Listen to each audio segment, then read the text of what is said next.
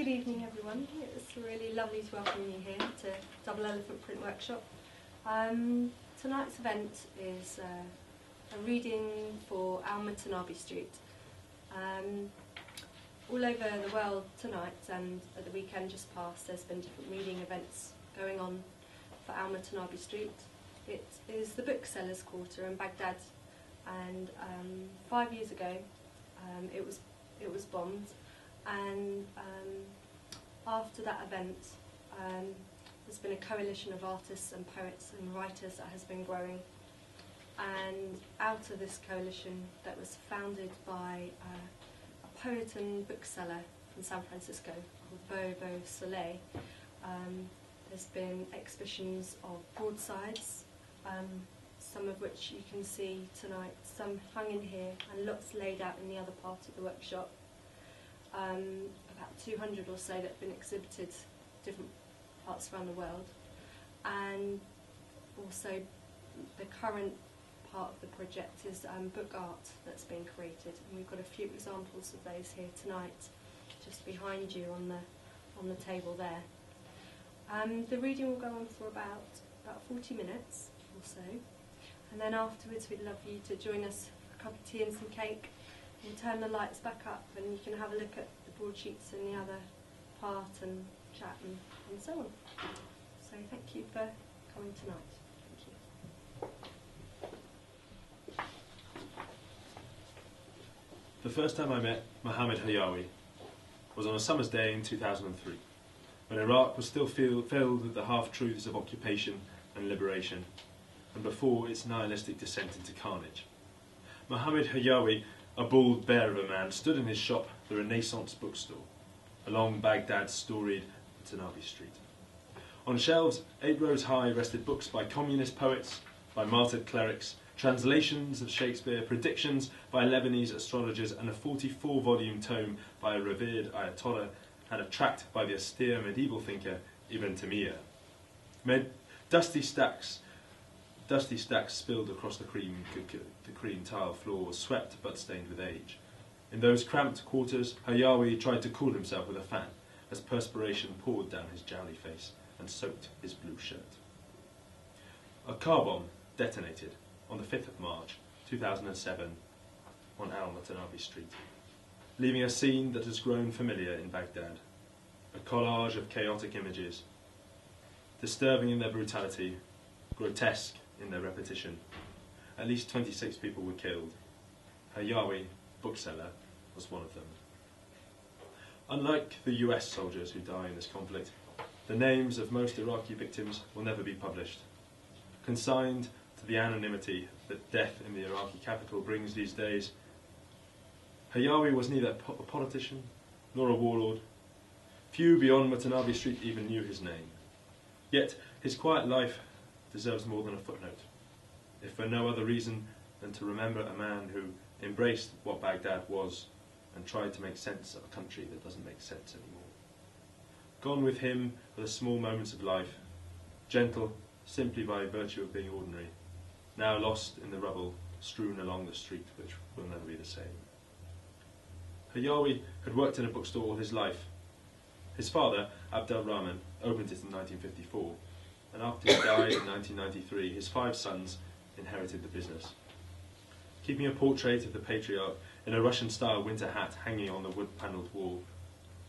Over the years, Hayawi and his older brothers would branch out. They owned other shops on Mutanabbi Street, the legal bookstore and the brass bookstore, along with a business that sold Qurans downtown. Hayawi resented the occupation, but voted in the elections that the United States backed. He was a devout Muslim, but feared the rise of religion in politics. In his bookstore, once banned titles by Shiite clerics imported from Iran vied with books by radical Sunni clerics, among them Muhammad Abdul Wahab, the 18th century godfather of Saudi Arabia's brand of Islam. Prophet may have inspired his eclectic mix, but Hayawi also seemed to be making a statement. Mutanabbi Street, his Baghdad, and his Iraq would respect their diversity. Mutanabbi Street always seemed to tell a story of Iraq. Its maze of bookshops and stationery stores, housed in elegant Ottoman architecture, was named for one of the Arab world's greatest poets, a a 10th century sage, whose haughtiness was matched only by his skill. The street was anchored by the Shabanda Cafe, where antique water pipes were sold in rows 3 deep. In its heyday, the street embodied a generation saying, Cairo writes, Beirut publishes, and Baghdad reads. But under the UN sanctions that followed Iraq's invasion of Kuwait in 1990, isolating it from the world, its stores were lined with magazines 20 years old, obsolete textbooks, and dust-covered religious tomes that seemed more for show than for sale. It became a dreary flea market for used books, as vendors sold off their private collections in an attempt to get by. And Hayawi and his brothers eked out a living by selling religious texts, works of history for university curricula, and coursework in English. In the months after the invasion, Mutanabbi Street revived into an intellectual free-for-all. There were titles by Mohammed Bakr al-Sadr, Shiite iconography everywhere. Nearby were new issues of FHM and Maxim, their covers adorned with scantily clad women, and on rickety stands were compact discs of Osama bin Laden's latest messages, selling for the equivalent of 50 cents. Down the street were pamphlets from the venerable Communist Party, and as one bookseller once said, quoting a line of poetry by Mutanabbi, with so much noise, you need 10 fingers to plug your ears. When the Mongols sacked Baghdad in 1258, it was said the Tigris River ran red one day and black another. The red came from the blood of the nameless victims massacred by ferocious horsemen, and the black came from the ink of the countless books from libraries and universities. The bomb on Mutanabbi Street detonated at 11:40 a.m. on the 5th of March in 2007. The pavement was smeared with blood. Fires that ensued sent up dark columns of smoke, fed by the plethora of paper.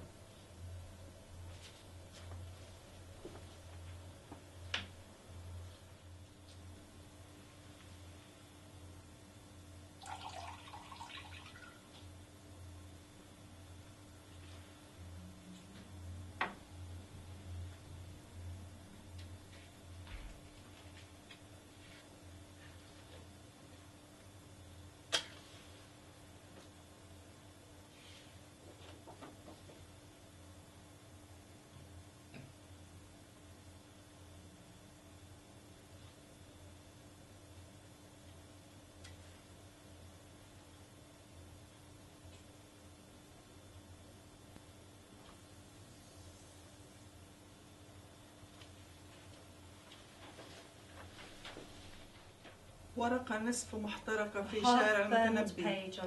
هذه إشارة الأذن. هذه الورقة المتطايرة. الورقة المتطايرة من كتاب نصف محترق.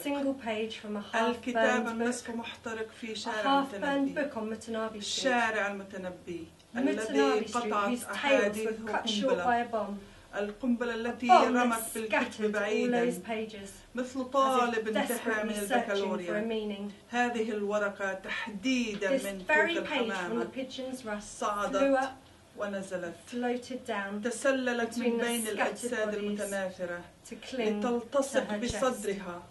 أليست هذه الأسطر نفسها تماما تلك التي أسمعها إياها يوما في مجيئي إليك أحتث كالبدر إذا كان قاطعا للسماء. وقيامي كنت كالأنجم العالية الثابتات في الإبطاء.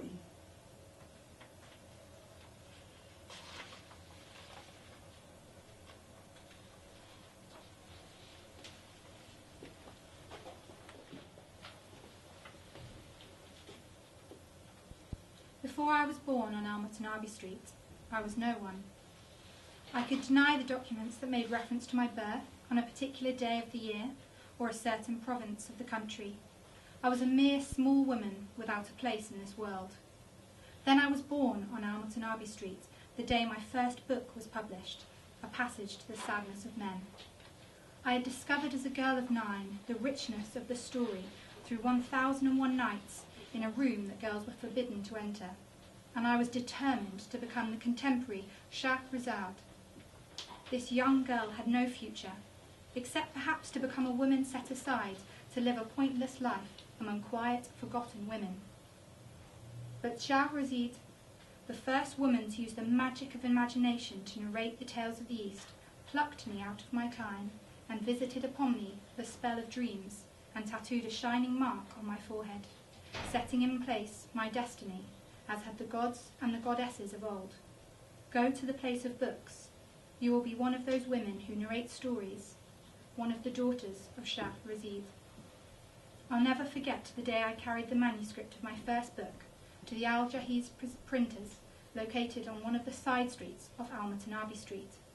I keenly had followed the production of the book, visiting the printer every day, then spending the rest of the day browsing the bookshops scattered around Al-Mutanabbi Street, buying stacks of books, and finally returning home at the end of the day bearing my treasure trove.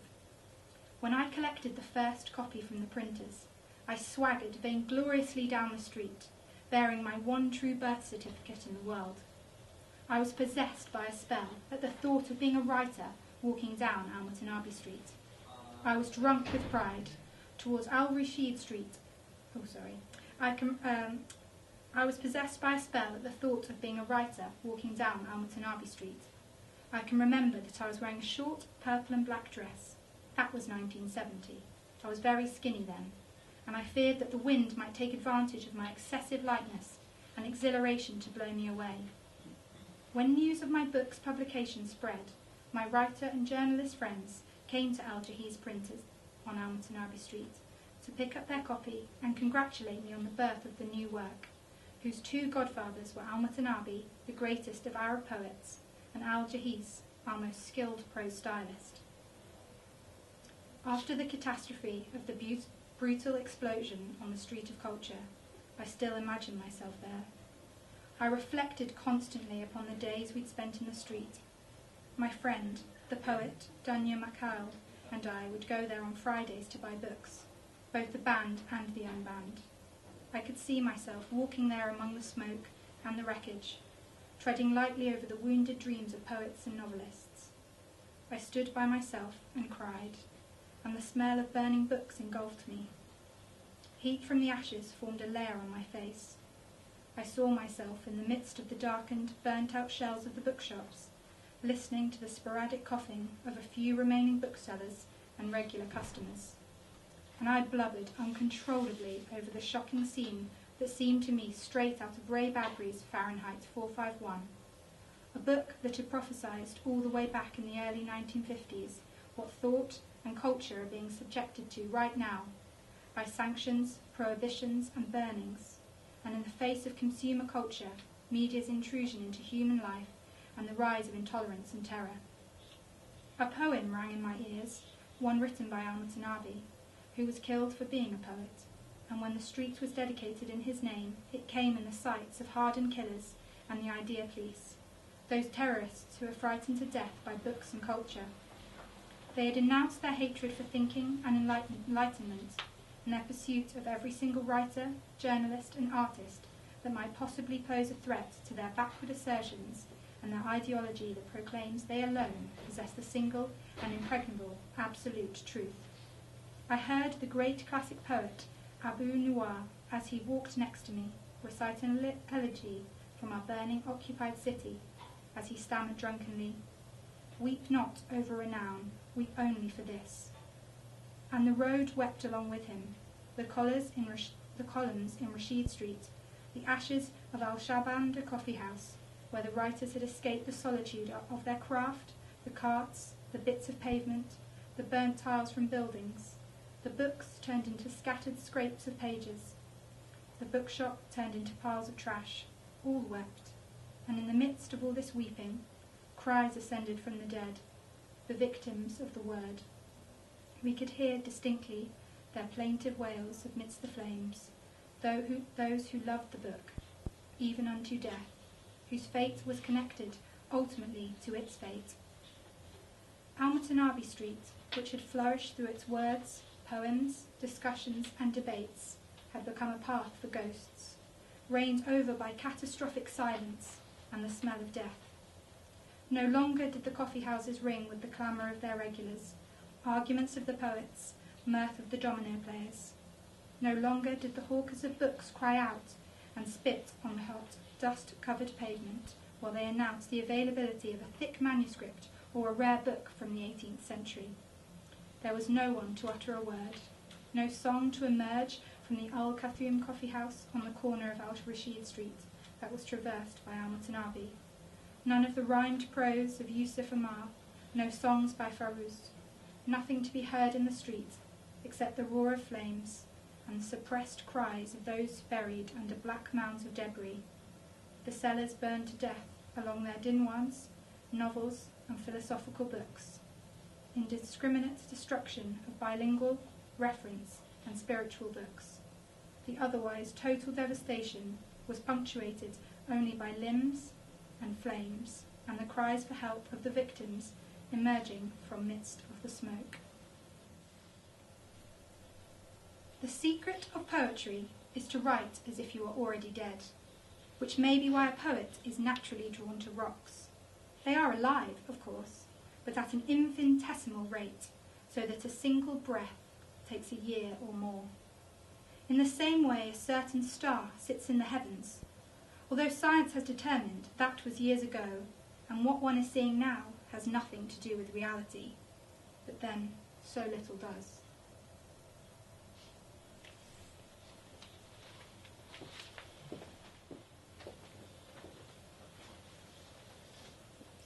The river turned black with ink. February 2004, and I was back in Baghdad for the first time in 35 years. I planted my elbows on Abu Nabil's table to steady my video camera. He was showing me the painting he'd bought from the looters.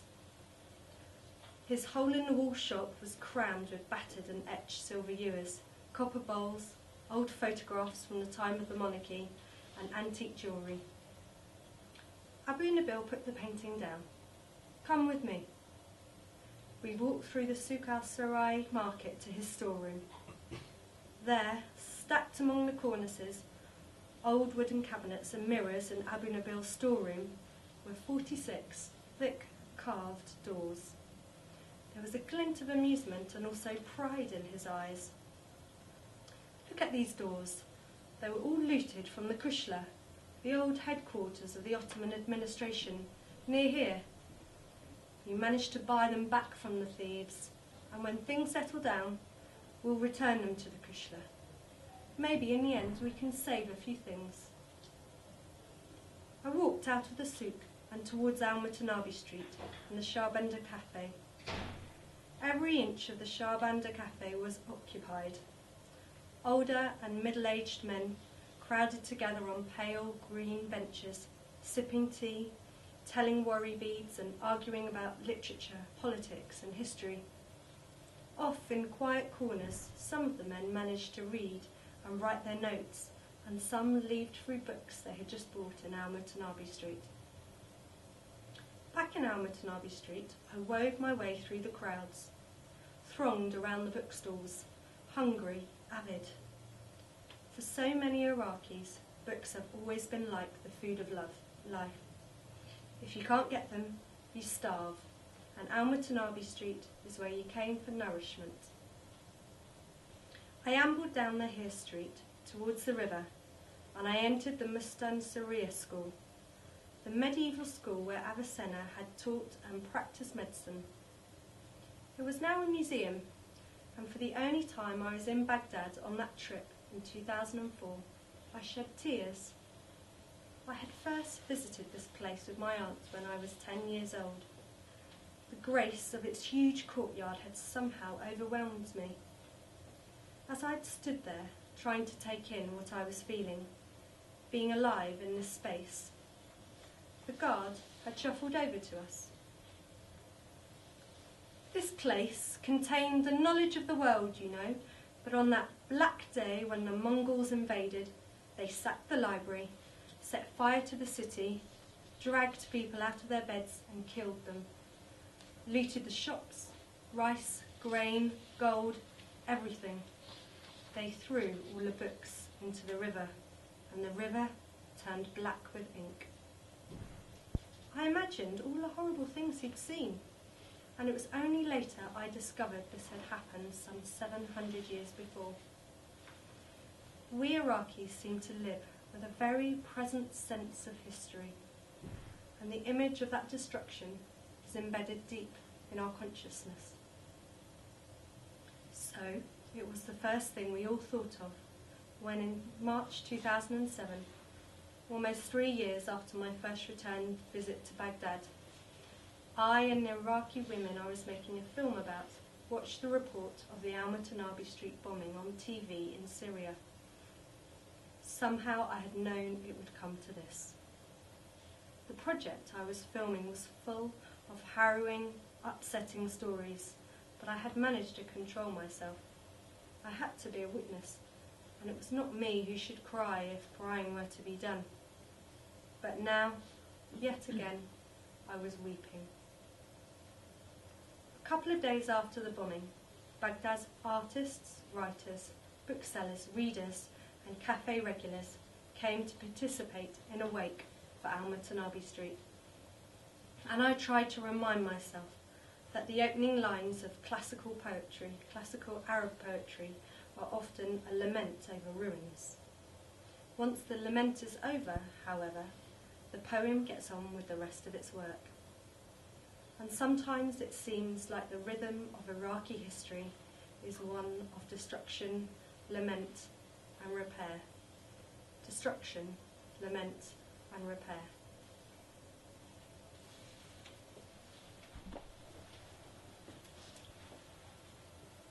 On a pile of bricks, someone had left a pink plastic flower, a pair of glasses, and a book with the crisp white pages. They glowed in the black debris of Al-Mutanabbi Street. "This is his shoe," a man cried out. "I bought it for him."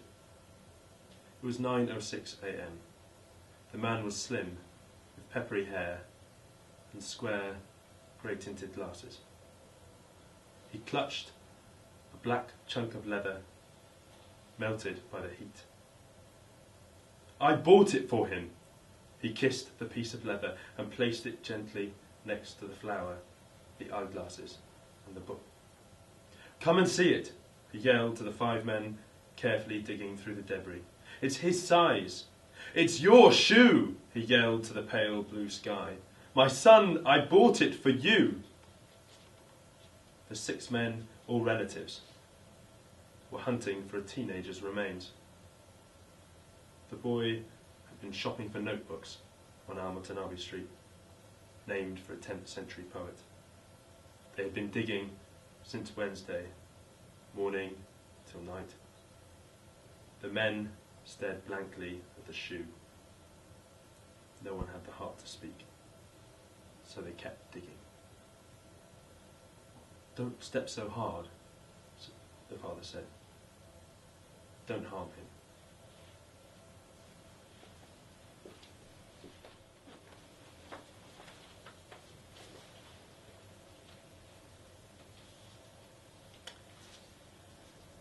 What you bend and fold, I bend together the thread.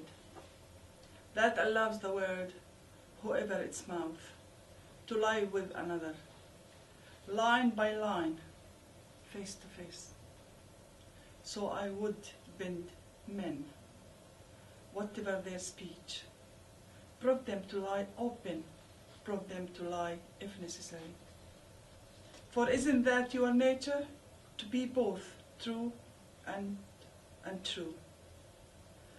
Without breaking your spine, I like you, I need no words.